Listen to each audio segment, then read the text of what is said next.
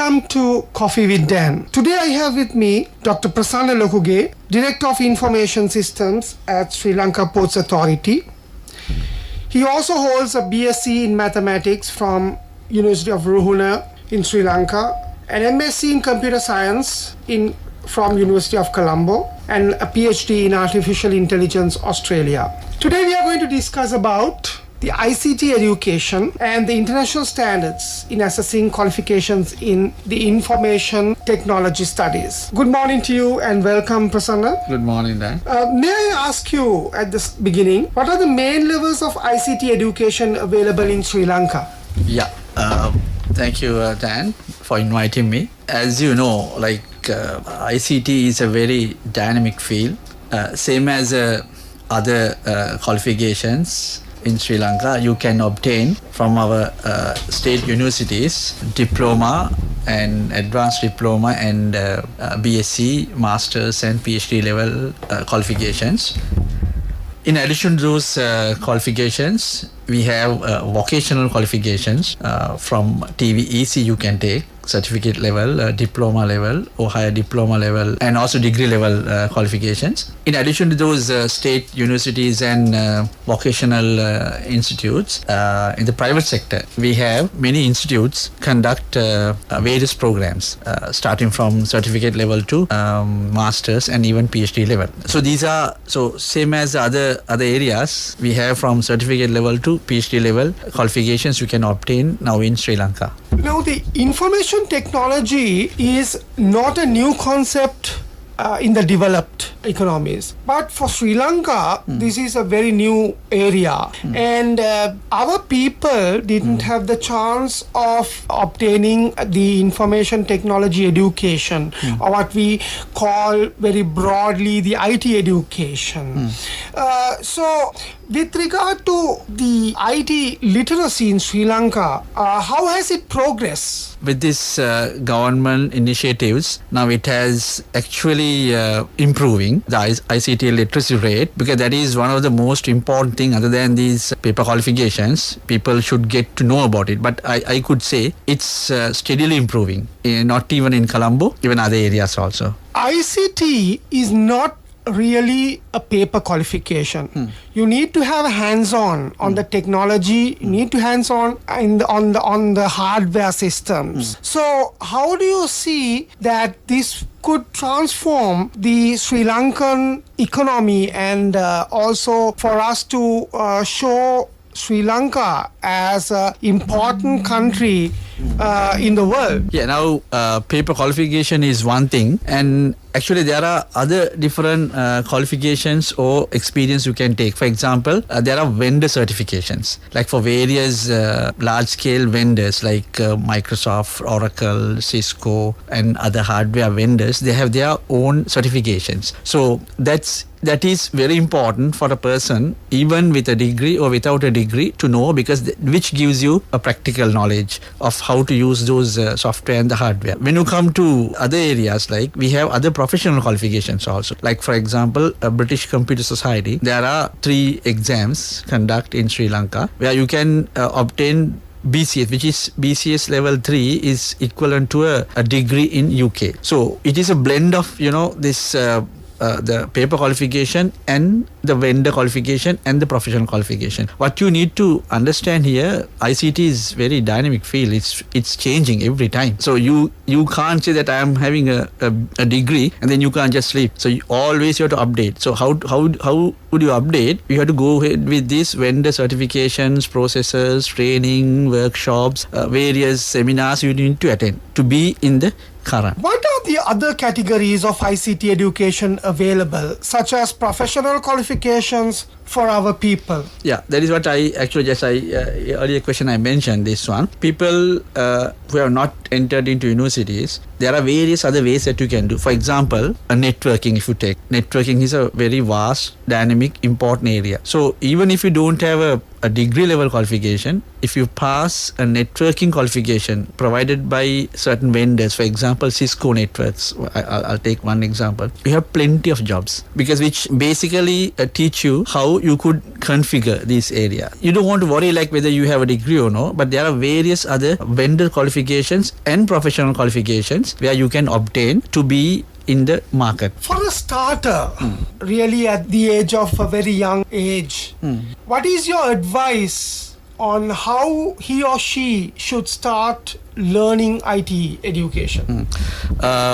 Starter in the sense like you can start even grade 6, you can start even grade 5, this IT. There are students I know in grade 10, they have obtained the all professional qualifications. So starter, like there are various levels that you can think of. For example, which I say after O level, what you should do, where to start until your results release. You can do there are various diploma levels programs which you can get into, where you can later on follow up to degree level. So starter should understand, because this field has so many different areas. So some people may like programming, some people may like networking, some people may like software development, some may like hardware. So first of all, my suggestion is you have to start in somewhere which teach everything, like a diploma program. When you go into those diploma programs, where you will understand what is the area you will prefer, you will like, you will want to improve. Then later on, you can improve that area. So starter has to first understand overall, touch upon these main area. Then he will understand, okay, this my field is alright, look, I like programming part, or I like networking part,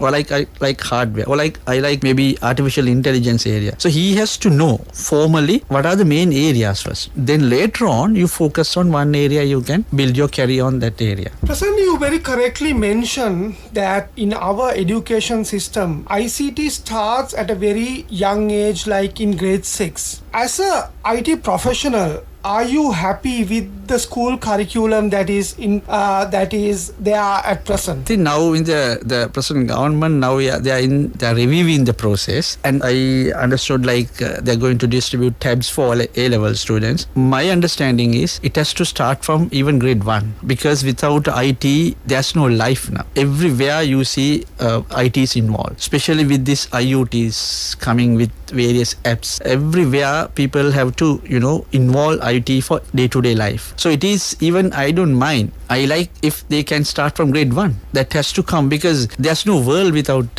technology now. You have to accept it. So therefore, earlier the better.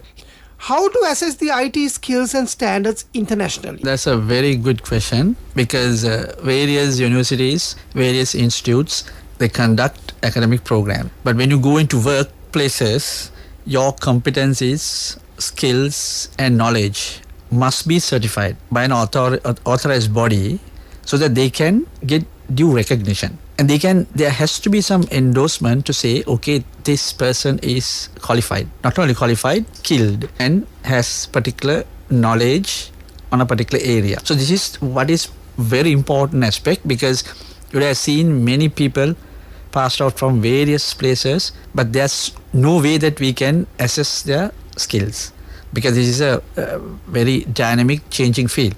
So there's a program called SAFIA, Skills Framework for the Information Age. Is an internationally recognized framework for assessing the ICT skills and the knowledge, which is developed by SAFIA Foundation UK in 1998. From the SAFIA framework, you can get an internationally recognized certificate. So in SAFIA, there are main categories that you can assess your skills. For example, if I want to get a person in a particular area, he may have a degree or diploma or MSc, but his skills must be assessed. Then I know, okay, this guy is a right person to work in networking, a right person to work in software development. So that endorsement is given by the SAFIA, where there are 6 areas where you can get assess your skills. One is a strategy and architecture level, and other one is a business change in the industry, solution development and implementation, software hardware implementation area. 4th area is service management, which is very important area for our BPO industries. Procurement and management support, and client interface. So these are the main categories where your skills can be assessed. Under those 6 categories, there are 96 different skill types you can certify. For example, IT governance. If you are working in a industry where you need IT governance certification, you can get assessed in that area. Another area is information security. So if you are working in a company like a information security audit or something, so you can get assessed your that area. Data management tools, network design, testing, supply chain management, audit, etc., etc. There are 96 areas that you can get your that get your skill assessed. So this is, I don't know whether many people in Sri Lanka they know about it, but this is what is really required, and this is internationally recognized. When you go to work in Australia or Sri Lanka or maybe in UK or New Zealand, if you have this SAFIA certification, it has been endorsed that you are a skilled knowledge person to work in that particular area. So it's very important. People, this can apply online to get this SAFIA certification also.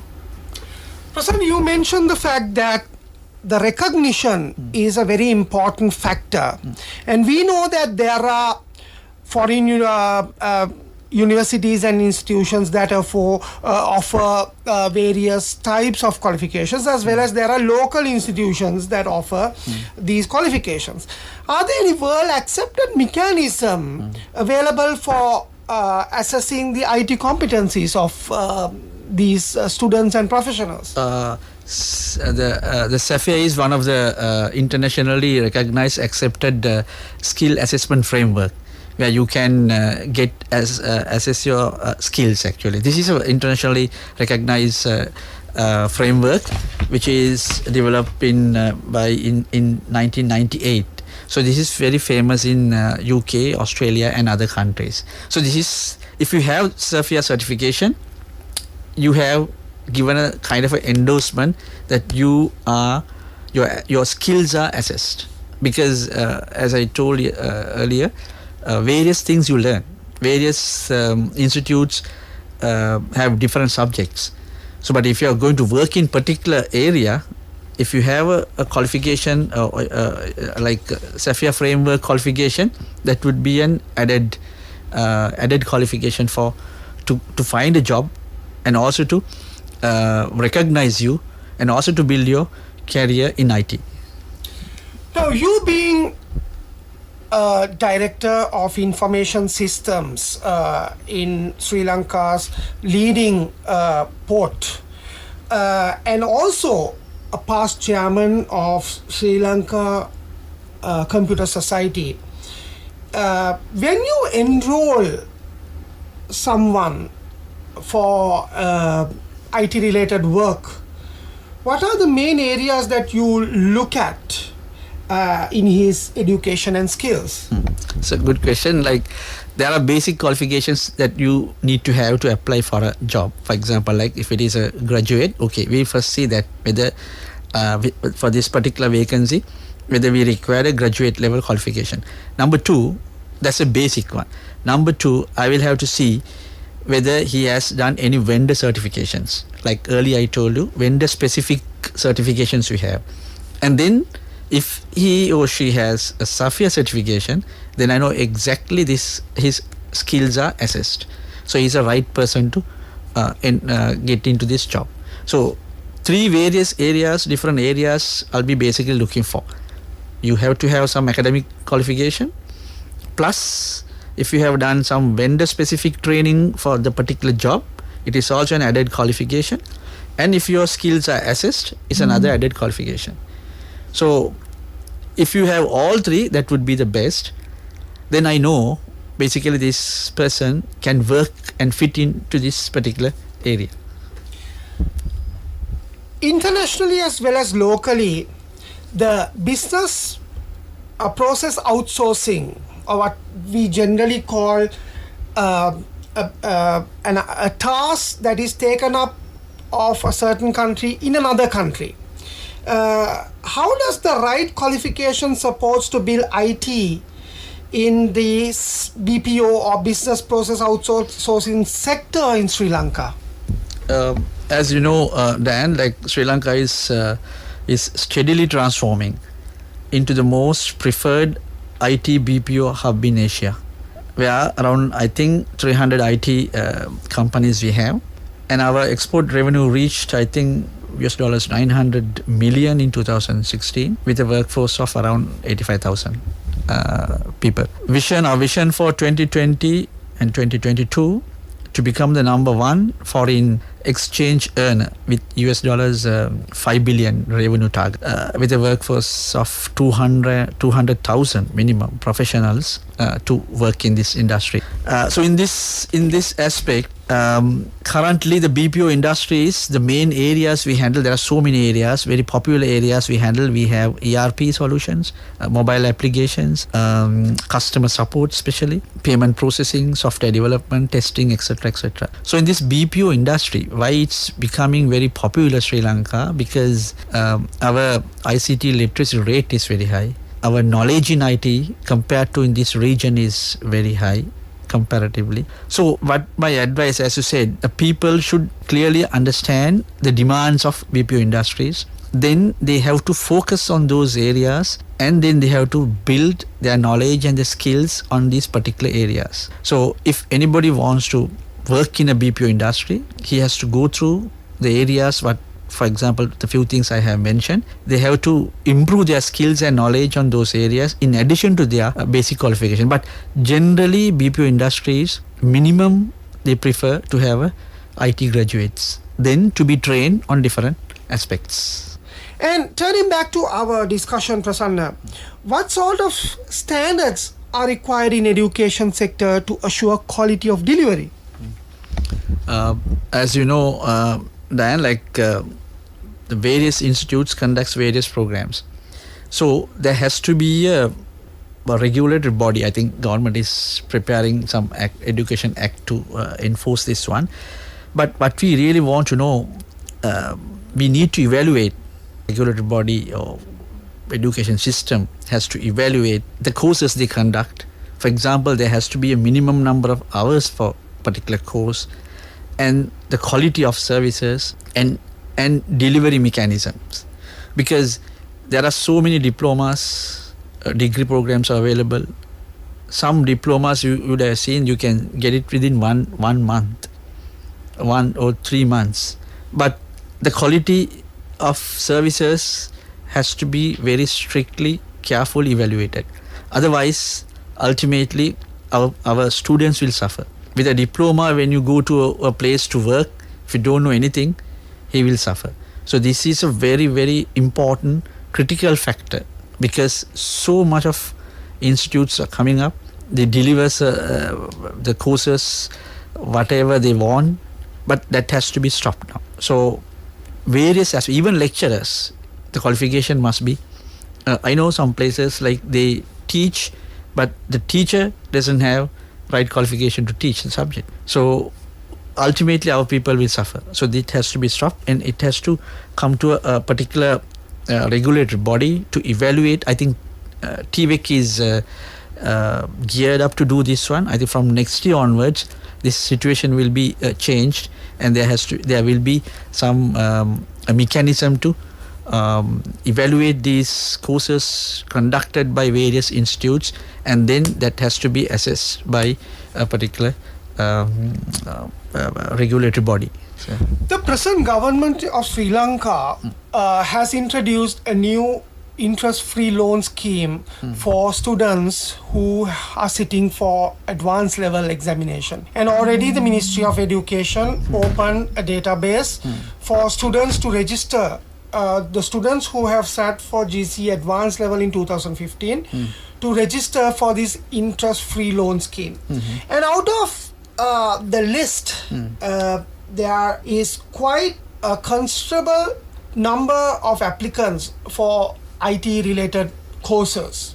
And looking at this trend, let me ask you finally, what are the other skills needed for IT professionals to be more competitive in a global market?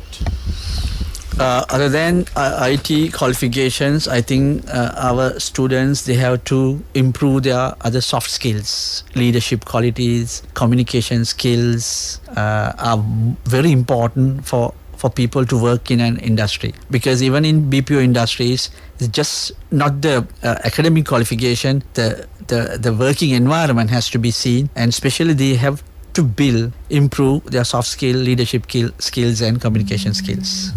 Thank you very much, Dr. Prasanna, for being here. Today in Coffee with Dan, we had Dr. Prasanna Lokuge, Director Information Systems of Sri Lanka Ports Authority, who possess a BSc in Mathematics from University of Ruhuna, MSc in Computer Science from University of Colombo, and a PhD in Artificial Intelligence from Monash University, Australia. He's also the former chairman of Sri Lanka Computer Society. Thank you very much, Prasanna, for being here. Thank you, Dan. So tomorrow, let us again meet up with Coffee with Dan and discuss another important area of interest. Thank you very much for joining Coffee with Dan.